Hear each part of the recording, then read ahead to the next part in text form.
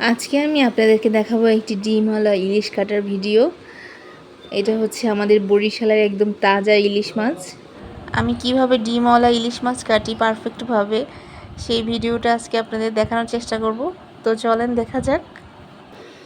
আমি একটু ইলিশ মাছটাই পছন্দ করি, দেখা যায় অন্য মাছগুলো বেশি একটা খাই না, এই জন্য বাসায় বেশিরভাগ সময় ইলিশ মাছ আনা হয়।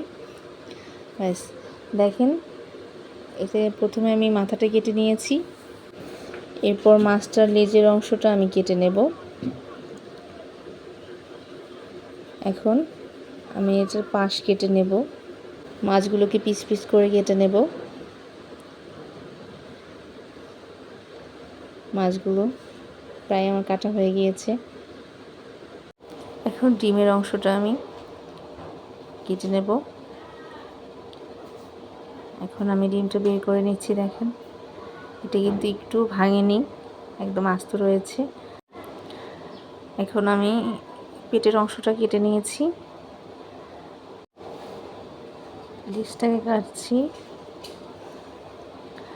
তারপরে সবশেষে কাটবো মাছের মাথাটা আমি 2 ভাগ করে দিয়েছি। আপনারা চাইলে এটাকে আস্ত রাখতে পারেন।